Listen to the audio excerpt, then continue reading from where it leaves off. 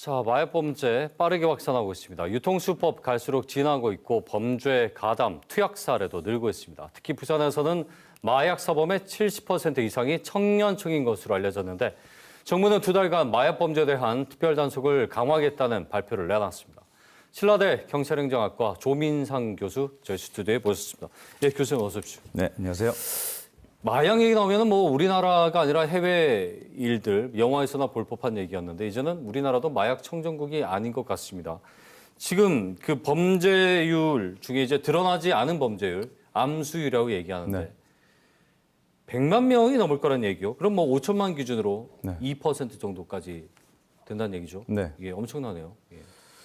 네, 맞는 말씀이고요. 최근에 암수 범죄라고 하는 것은 실제 이렇게 우리 수사기관에서 신고되지 않거나 체크되지 않은 부분들 실제 예. 발생을 했는데 학자들마다 좀 견해 차이가 있는데요. 예. 20배 혹은 뭐 100배까지 생각하는 분들이 계신데 저는 약 이 마약 관련돼 있는 것은 한 30배 정도로 보거든요. 네. 근데 네. 대검 자료나 이런 거 보게 되면 예. 전체적으로 봤을 때 부산 같은 경우 2024년에 한 1,400명 정도 되는데 네. 30배라고 하면은 꽤 인원이 엄청나게 많은 거거든요. 확 늘어버리죠. 네, 맞습니다. 네. 그래서 100만 명을 넘길 수 있다라고 하는 부분은 충분히 설득력이 있는 과정이라고 볼 수 있고요. 예. 이런 부분에 있어서 적극적인 부분 그리고 이런 마약이 확산되는 추세를 어떻게 방지하고 네. 대응할 것인가에 대한 접근이 더욱 필요하다고 생각을 합니다. 그렇군요. 이게 암수율을 우리가 산정을 하는 이유는 네. 실제 뭐 당장 범행을 우리가 적발하지 못했지만 들어오는 어떤 유통량이나 이런 것들로 한번 짚어보는 거죠. 네, 맞습니다. 지난주에 마약 사범 70% 이상이 청년층이다. 그러니까 예년에 비해서 한 20% 정도 늘었다고 하는데 네. 심각한 수준 아닙니까?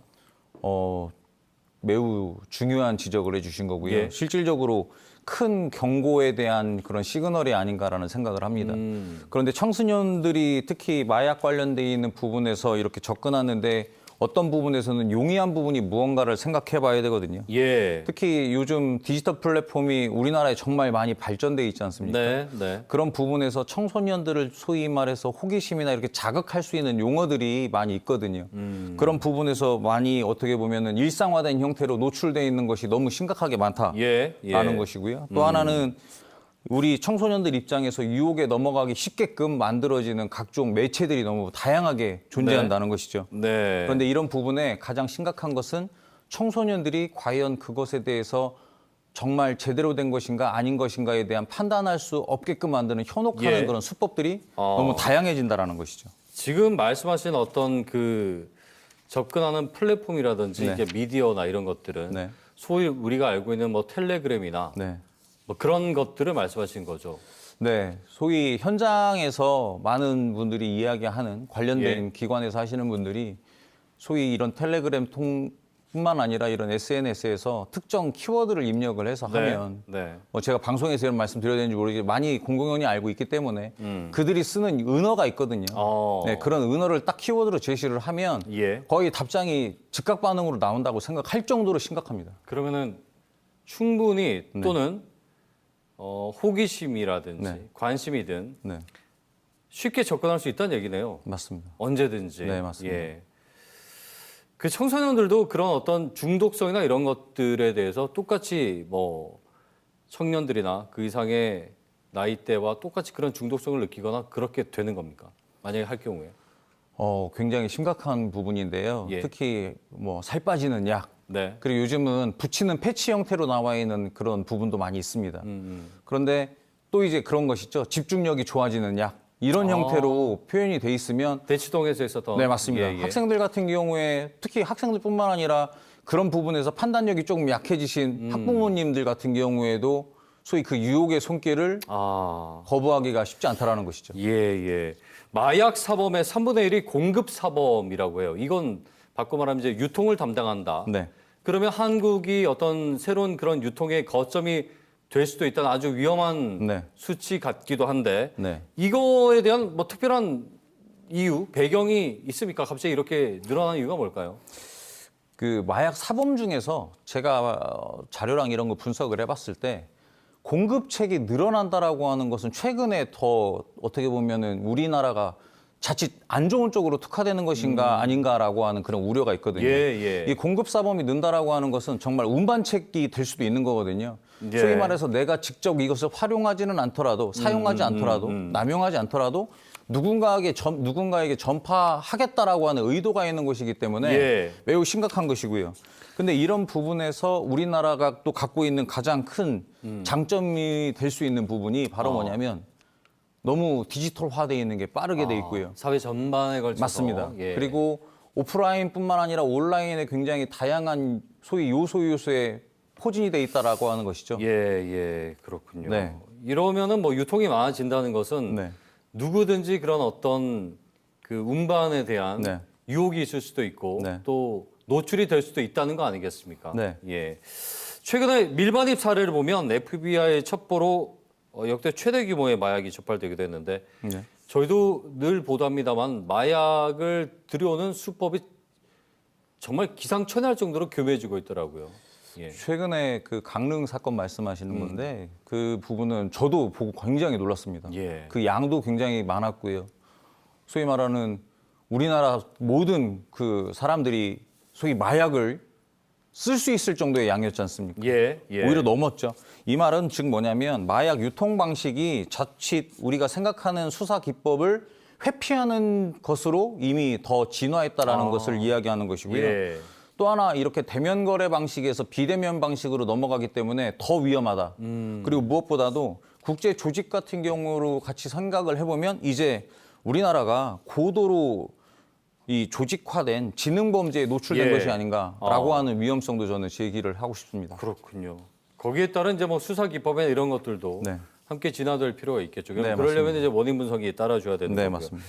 일단 정부가 특별 단속에 나서겠다 했는데 의료용 마약류 오남용도 단속 대상이 포함을 했습니다. 네. 이 부분도 지금 좀 심각한 수준인가 보네요. 의료용 원래 우리가 알고 있는 그 마약류는 어떻게 보면은 제대로 쓰게끔 돼 있는 부분이잖아요. 예. 그런데 이것을 안 좋은 용도로 쓰는 것이 더 늘어났다라는 것이죠. 이번에 4월 16일부터 해서 정부가 60일간 특별 단속을 하겠다라고 하는 부분인데 네. 이 취지를 가만히 보면요.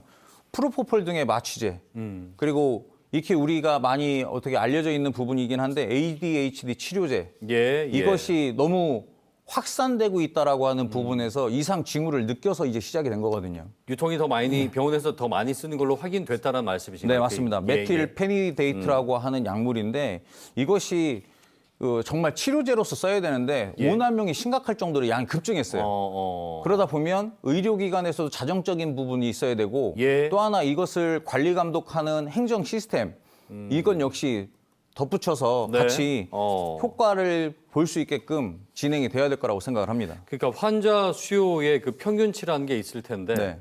그게 이제 눈에 뜰 정도로 넘어섰다는 거겠죠. 맞습니다. 그러면은 분명히 오남용의 여지가 맞습니다. 생겨났다는 맞습니다. 거고요.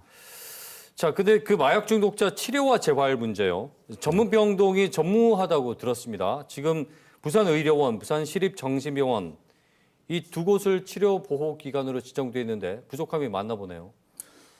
매우 심각한 문제를 지금 지적해 주셨다고 보고요. 실제 부산을 비롯해서 전국적으로 문제가 되고 있는 것은 마약 범죄도 있지만 마약으로 인해서 중독이 된 사람들에 대한 어떻게 보면 치료 그리고 이런 의료적인 시스템 이런 것들을 갖춰야 되거든요. 단순히 이제 형사 처벌, 즉 처벌 위주로만 너무 가는 것 이것 물론 다양한 부분에 접근이 돼야 되겠지만 네. 보다도 이제 우리가 알고 있는 치료에 대한 접근 포커스를 좀 맞춰서 해야 되는데 부산 같은 경우에는 지금 말씀하신 것처럼 부산의료원과 시립병원이 있는데 치료 보호기관으로는 지정이 돼 있긴 하지만 실질적인 그런 전문 인프라 그리고 지원은 거의 없는 것으로 저희가 확인을 했습니다. 그렇군요. 네. 상담센터가 있잖아요. 1342 용기 한 걸음 센터라고요. 네. 여기도 전담 인력이 뭐 한 명뿐이라고 들었습니다.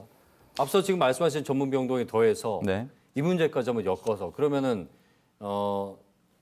그 사후의 문제에 대해서는 지금 사회가 손 놓고 있다는 얘기밖에 되질 않아요. 맞습니다. 예, 여기에 대한 부분 좀 덧대 주시죠. 네, 제가 이제 확인을 해봤더니 네. 많은 부분의 지원이 필요한데 부족하다라고 하는 것은 뭐 어느 영역에서는 그런 얘기 하지 않습니까? 예, 지원이 예. 필요하다라는 말을 하는데 특히 이 부분은 우리가 마약 관련돼 있는 부분 그리고 지역에 소위 마약 중독자가 더 많아지면 안 되잖아요. 그렇죠. 이런 부분에서는 좀 놓치는 포인트가 많은 부분이 확인이 됐습니다. 예, 예. 그리고 그 용기 한걸음센터 같은 경우에 상담 인력이 한 명뿐이라고 말씀하셨는데 그건 아니고요. 예. 상담 인력이 24시간 이렇게 전담해서 이렇게 진행은 되고 있습니다. 그리고 향후 채용이나 이런 부분에서 확충 계획도 있는 것을 제가 확인을 했는데 예. 문제는 뭐냐면 늘어가는 수요만큼 아, 그 전담 인력이나 예산 지원, 행정 따라가지 시스템적인 못한다. 지원을 예. 못 따라간다는 거죠. 현재 논의되고 있는 부분에서는 증가 추이를 반영하는 것은 조금 다소 어렵지 않나라는 생각을 하고 있습니다. 알겠습니다. 네. 그러니까 우리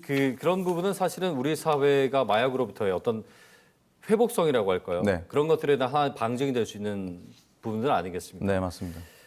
예. 오늘 말씀 여기까지 듣겠습니다. 오늘 고맙습니다. 네. 네, 감사합니다. 신라대 조민상 교수와 함께 얘기 나눠봤습니다.